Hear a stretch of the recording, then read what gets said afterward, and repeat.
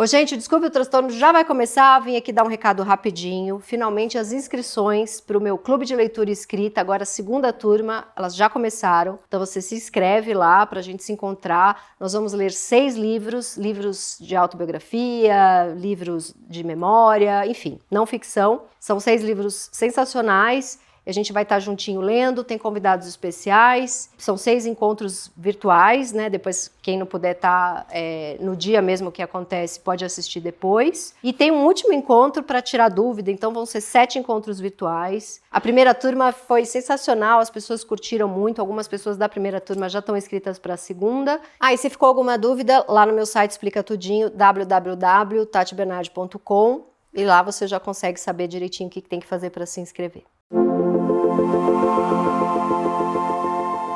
O programa tem finalidade de entretenimento e não se presta a realizar diagnóstico ou prescrever tratamento. Caso você se identifique com as questões tratadas no episódio, procure um profissional qualificado.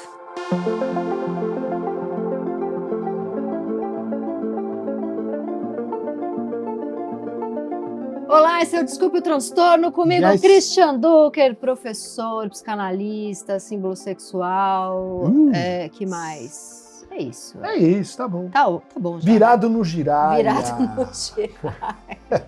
Com nervo, a flor da pele. Você mande o seu nervoso, a sua neura, a sua obsessão para dotranstorno@gmail.com. Segue o meu canal, segue o canal do Christian. E vamos à carta do dia. VM. Oi, Tati e Christian. Esse não é um e-mail de terapia, pelo menos acho que não. Gostaria de usá-lo para agradecer. Há pouco mais de um ano ganhei meu filho. Ganhei por meio da adoção um pequeno, bem pequeno mesmo, menino de 1 ano e 9 meses. Depois de 6 anos na fila de espera. Uma gestação 3 vezes maior que a da baleia. Chegou meu pequeno. A primeira semana meu sonho virou um pesadelo, um terror, uma angústia terrível. Meu filho simplesmente não suportava minha presença. Era um porco-espinho. Eu deitava para fazer ele dormir e ele grudava na parede, o mais longe possível. Se eu tentava pegar no colo, começava um escândalo. Resultado: 2 semanas de choro dele e, lógico, meu. Ele chorava no quarto e eu no banheiro. Era um choro de fracasso. Pensei que teria que devolver meu filho por falta de adaptação. Doía tanto essa ideia que eu tentava ao máximo afastá-la da minha cabeça. Um dia, então, tive um lindo insight vindo do livro O Palhaço e o Psicanalista. Era uma frase que dizia alguma coisa como: primeiro a gente fica amigo e depois a gente conversa. Acho que era uma frase do Tebas, mas confesso que comprei o livro por causa do Dunker. Pedi para o meu namorado fechar meu filho e eu num quarto, e não voltar por mais que ele chorasse. Como esperado, o Pitico chorou muito, e eu comecei a dar cartinhas de jogo, calma como uma doida alienada dentro do hospício, ignorando o caos ao redor. Dei cartas, uma para mim e uma para você, uma para mim e uma para você. Bingo! Ele viu a brincadeira se armando e veio sentar na minha frente. Pegou as cartinhas, limpou o choro, brincou, viramos amigos. Viramos mãe e filho. Ai, que coisa linda! Realmente, poxa... Meu Deus! Porco espinho virou um canguru, que com certeza, se eu tivesse a bolsa, ele entraria. Estamos em construção de uma relação muito linda graças a um palhaço e um youtuber. A Tati entra onde nesse agradecimento? Quando essa figura conseguiu fazer o Christian falar cu... Foi um grande momento, esse é o momento de abertura, eu não lembro Poxa, disso. essa é a minha grande participação, mas eu adorei. Um cu tímido. Ela deixou-o numa posição de humano. Eu te humanizo, Christian, que bonito. Eu pensava que eu já era super humano. Humanoide. Adorei. Meu temor reverencial caiu por terra. Eu tenho medo de gente inteligente demais. Então, a minha grande contribuição foi te humanizar através de um cu. Então, esse e-mail é de admiração pelo trabalho de vocês. Mas eu entendi, tá? Eu achei o elogio que veio para mim lindíssimo também. E agradecimento por mudar de verdade a minha vida. Que coisa, né? Olha a psicanálise funcionando. Beijos de uma mãe suficientemente louca. Eu gostei que ela escreveu uma mão. Uma mão. A cartinha para um, cartinha para outro. Não, tá ficando lacaniana, hein? Uma mão. Uma mão. Uma mão é dar uma mão também, né? Uma mão é um...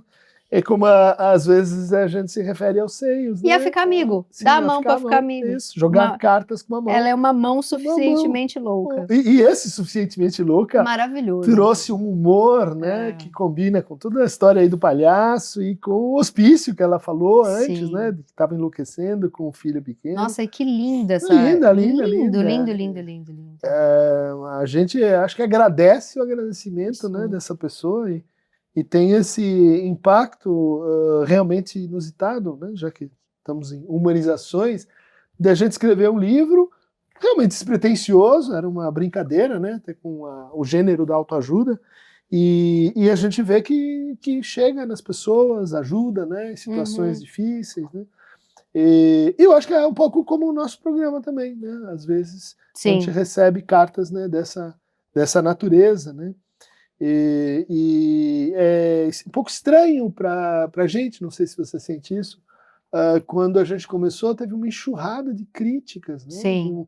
De críticas assim, muito duras. Porque a psicanálise não pode estar à mercê disso, né? Humanizar, né? E você vê, né? O que você vai... Acho que a melhor resposta que a gente pode dar isso aqui, ó. Exato. Eu fiquei bem emocionada com isso. Achei bem bonito mesmo. Agora, e o processo? Né? O que você, que, enfim, tem essa maternidade, essa viagem aí eu acho que hospicial, vamos chamar. Eu acho que a mãe que pare o filho também precisa ficar amiga do filho. Também. Né? Mas por que será que não estava engrenando? A amamentação ajuda muito, me ajudou muito. Né? Eu não estou dizendo que a mãe é aquela que amamenta, nada disso. Mas a amamentação, e por isso foi tão difícil desmamar minha filha, porque eu falei, o que vai ser a cartinha do jogo agora? Desmamão, né? Um desmamão. Uma desmamãe suficientemente boa. Sim. Mas a amamentação conectava muito a gente nesse lugar, porque como ela acalmava no seio, aí faz carinho, aí tem o olhar, aí tem a brincadeira, eu cantava, eu dançava com ela, então a gente conectou não só pela alimentação, mas porque era o momento em que ela parava, né? Porque minha filha também nasceu assim. O momento que ela parava. Como aqui, né? Teve esse momento em que, vamos ficar as duas e conectar. E vamos ficar junta. E daí, para ficar junta, brincar, foi um caminho. Mas vamos dizer que o que está acontecendo aqui, às vezes se dá no processo de adoção, mas muitas vezes se dá em mães que amamentam. Sim. E que tem isso, que a gente pode chamar assim, meio brincando, né, de uma reação alérgica aos sentimentos de rejeição, né, da criança, e como a criança rejeita, você se sente também, né, respondente a isso, e aí começa uma espécie assim, de aflição redobrada, porque eu não amo, ele não me aceita, eu não aceito que ele não me aceita. Aí vem a criança dessa mãe pro jogo também, que tem os, né, porque a criança convoca muito a nossa criança. Muitas vezes eu brigo com a minha filha de um lugar infantil. E você vai pro mesmo nível, Vou né? Pro mesmo nível. Fica a criança de novo. Principalmente no puerpério. Uma coisa que o Bion, né, um analista aqui muito importante, foi muito importante no Brasil, assim, ele veio para o Brasil, fez supervisões. Ele tem um conceito que eu acho muito descritivo e vejo circular pouco, que é o reverie, né? Ou seja, uma espécie de sonho acordado que você vai criando para entrar no nível, né, na posição da criança que vai chegar, e portanto é uma regressão calculada, é uma regressão de ajustamento, né? E que às vezes é mais difícil no caso de uma adoção, porque bem chega a criança e você não... Você fez um processo jurídico, você teve a tua preparação, mas não... O Winnicott fala também, né? Dessa mãe o que... O Winnicott e Bion tinham uma relação, assim... Eu no puerpério, eu fiquei bem infantilizada, fiquei muito assustada com isso, e a minha analista na época falou que bom, porque você precisa... Ele devia estar pensando nessa linha, né? Mas, vamos para o texto. O que você vê aqui nessa transformação narrativa, né? Aqui no significante? Olha... O que mais me pegou aqui, quando ela diz assim, doía muito essa ideia que eu tentava ao máximo, tem um ato falho bonito aqui, porque o que ela quer dizer é, a ideia de ter que devolver o filho por falta de adaptação... Isso. Ela chegou no ponto da rejeição do lado dela. Né?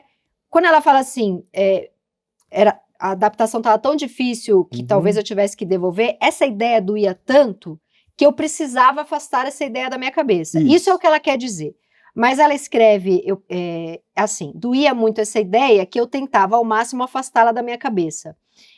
Como é que eu leio aqui, até porque não tem vírgula tal, que a ideia que doía, eu me peguei muito aqui, ó, afastá-la da minha cabeça. Isso. Por que eu me peguei aqui? Porque enquanto eu tentei conectar com a minha filha pelo racional, pela cabeça, não deu certo. E aí eu comecei a fazer, isso a minha filha um pouco já mais velha, era uma criança meio arredia, assim, ela ainda é bravinha, né?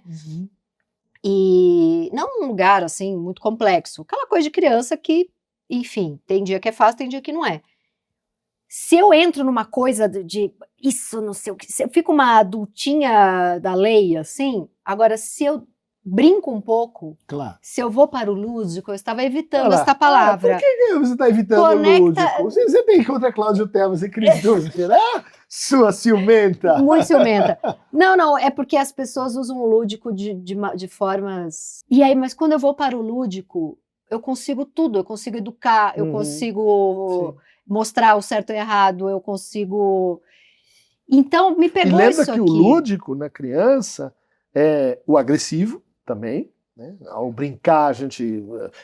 quem ganha, quem perde, pega, e etc. E o lúdico da criança é o sexual do adulto. Né? Então, aquele que não sabe brincar não vai saber brincar, entendeu? E aquele que não consegue brincar é porque talvez não consegue brincar. Sim, olha, interessante isso. E tem uma questão aqui, que não sei se você ia nessa direção, que é assim, ela não diz, mas para muitos casais, mulheres, às vezes, ou homens que adotam, né, solo, você tem uma experiência de frustração antes. Não consegui, não pude, não deu, tem um problema. E a criança que chega, ela é um pouco assim, a cura para essa frustração. Como ela disse aqui, fracasso. Né? A hora que você tem as dificuldades que existem, né, nesse encontro de formação de vínculo, quando aparecem as dificuldades, muitas vezes fracasso liga com fracasso. E aí para de brincar, aí fica sério. Né? Ou seja, a lógica do fracasso-sucesso na maternidade é péssima. A gente vê quantos pais estão possuídos pela ideia de serem pais profissionais. Sim, eu preciso ser o pai perfeito. Um pai de sucesso. Um pai de sucesso. A mãe de sucesso. Nossa, é o neoliberalismo. Na veia. E ferrando mesmo. Não parece ser esse o caso, né? Não está aqui na cara. Mas é porque, mesmo quando pare uma criança, não vem a criança que você sonhou e imaginou. Sempre tem uma decepção narcísica. Tem uma decepção narcísica. Mas quando é adotado, a pessoa diz, não é por causa disso, é porque, entendeu? Vai para outra cena. E me pegou muito o quanto ela repete que ele veio muito pequeno. É a primeira frase, ele veio muito pequeno, Não é muito pequeno, 1 ano e 9 meses. Não, ela sugere aqui que ele veio miudinho para a idade. Mas as ambiguidades significantes sempre dizem alguma coisa. Ele veio muito pequeno, talvez fale do desejo de que ele viesse menor ainda. Porque se ele viesse menor ainda, talvez ela não... lidasse. Ele ia fazer esse encaixe melhor. Né? Veja, né, a ligação das potencial das duas cenas. Né? Mas tem uma coisa mais saliente no texto, né? Eu gostei da parte ele virou um canguru que podia entrar. Se eu tivesse bolsa, ele entraria. Ele finalmente virou o filho que podia estar dentro de mim. É uma carta assim que ilustra muito bem as coisas que a gente vem discutindo na virada do totemismo para o perspectivismo animista, né? Me perdi 100%. É uma discussão com o Viver de Castro, com a antropologia, com o patriarcado, né? O que a psicanálise tem assim, de patriarcal, de elevação do pai, vem muito de uma base antropológica ligada ao totemismo, totem e tabu. Não, totem, aí eu fui. O pai, sei. Só que a antropologia mais recente, ela tem dito, olha, você tem o totemismo naturalista, mas você tem outras antropologias, outras cosmologias, outras formas de vida. E entre elas tem essa que é própria dos indígenas brasileiros, né, que é o perspectivismo animista, em que você não é assim, você não se define por que é filho de, tio de, neto de. Você está numa espécie de transformação transespecífica permanente. Nós estamos virando. Imagina assim, nós não somos algo, nós viramos. Né? E aqui é uma história que começa com uma baleia, né? Uma gestação 3 vezes maior do que a baleia. Daí chega um porco-espinho. O porco-espinho é a baleia. E depois né? é o canguru. E depois é o canguru. Né? E passa pelo palhaço psicanalista, né, que vão escrever um livro sobre os patinhos feios.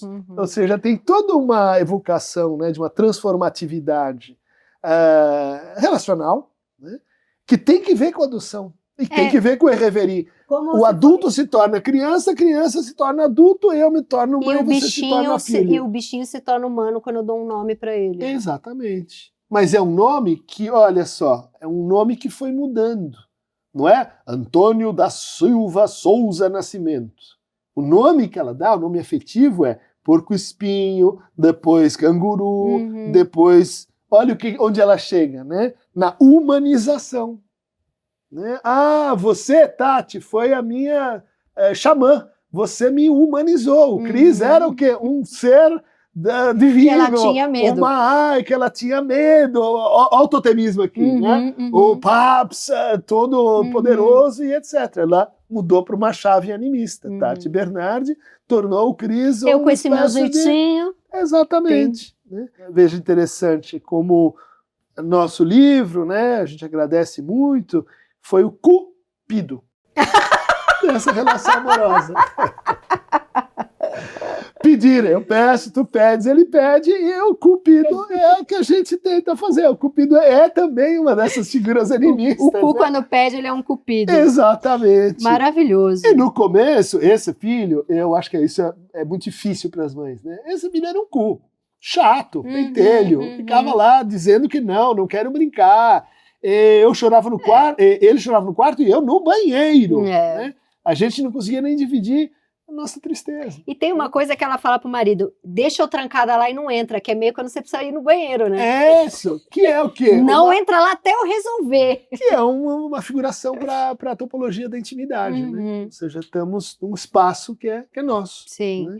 Mas é muito bonito quando ela diz viramos amigos, viramos mãe e filho, porque isso é uma cena, mas é uma cena que serve para todos os dias da vida de uma mãe e filho. Todos os dias eu preciso virar mãe da minha filha e amiga da minha filha, porque renova. O cu se renova. Sim. O filho é cu para sempre e é a melhor coisa do mundo para sempre. Tem uma renovação dessa necessidade de afastá-lo da minha cabeça e poder... Às vezes eu acalmava minha filha de um lugar que era completamente louco. Alô, aqui, suficientemente louca. Mas eu acho que isso tem tudo a ver, e muitas mães se complicam porque... Não conseguem ir para esse lugar porque acham que vão perder o respeito. Exatamente, ou que vão se perder. Né? Então tem essa... Margaret Little escreveu um livro muito interessante que é a loucura da pessoa sã. Né? Que é a tua relação com a tua loucura e que tem que ver com isso, com se transformar em outro, né? Com virar outra coisa. Eu acho muito psicótico a pessoa que tem que se parecer com. Então aquela pessoa, eu sou um analista, eu tenho que me parecer com um analista o tempo todo. Você acredita que eu sou uma mãe, eu sou um escritor. Outro dia eu encontrei uma escritora, ela a cada detalhe, a cada frase, a cada gesto, ela tinha que performar uma escritora. Sim. Eu olhei aquilo, eu pensei, será que eu tenho alguma coisa de errado? Porque eu não performo assim tão bem uma escritora, sabe? E acho que algumas mães têm isso, performar a mãe. E é na loucura que conecta. O que você está falando, Tati, merecia-se um episódio, um estudo mais apurado, né? Que são o que a gente chama assim, de formas de vida decorativas, sabe? Que é justamente o contrário do perspectivismo. Você anda com tal pessoa, você está virando tal pessoa. Você foi em tal lugar, você não combina comigo. Sabe, uma lógica, xingaram a gente no começo. É uma lógica mimética. Né? Você só consegue pensar por decoração. Né? O vaso que combina, que faz isso, por quê? Porque isso reflete uma identidade postiça, uma identidade, né, que não é relacional, que não tem que ver com o que você está fazendo nas relações, que ela é assim imaginária no sentido lacaniano, de que se você veste azul e eu visto verde, e se você tem esse jeito e escreve esse livro, então você não pode estar próximo de mim. Uhum. Isso é contaminação que vem da linguagem digital, que está produzindo monstros. Exatamente. Tá Esse é o tema verdadeiras monstruosidades. Esse é o meu tema obsessivo polidas do e ano. elegantes. Exato. Monstruosidades perfeitamente assim, decorativas, e tá tudo bonito porque tá encaixando naquela harmonia. Parece que nunca leram psicanálise, que não é Lacan 1.0. Obrigada. Né? É a minha obsessão do momento. Voltando para a questão aqui, eu me lembrei de um livro que foi muito importante na relação do Matias, filho, com a Ana Cristina, né, a mãe dele. Porque a Ana Cristina ficava assim, meio brava de vez em quando, você conhece a figura, né? E daí a gente achou um livro fantástico, que era O Dia que a Mamãe Virou Monstro. Eu li pra minha filha, então, maravilhoso. E que o moleque vai enchendo o saco, o porco-espinho, e daí começa a nascer a orelha verde, o rabinho, e daí eles vão na casa da tia, e ela vai virando um jacaré, e daí tem lá o seu momento de perder a elegância, perder a decoratividade, sai do seu papel. Super importante que ambos entendam que mãe e filho, relações de verdade, íntimas, não são papéis e personagens que você tem que fazer. Você tem que poder perder, virar outro para ir em frente. Foi o que aconteceu aqui nesse... Vamos brincar, porque quando a gente brinca, a gente vira outro. Eu viro a boneca, você vira o monstro, o outro vira o super-herói. Sabe como eu curei a mania da minha filha de me bater? Eu comecei a brincar de lutinha. Pois é. Aí ela parou de me bater. Tinha 1000 técnicas. Nesse caso, é ela que virava monstro. Ela queria bater, ela tinha 3, 4 anos. Ela queria bater, todo mundo tem que pôr de castigo, deixar sem isso, deixar sem aquilo. Um dia eu falei, quer bater? Então a gente vai brincar de lutinha. A gente brincou, morreu de rir, nunca mais essa menina me bateu. E olha aqui o momento decisivo aqui da transformação.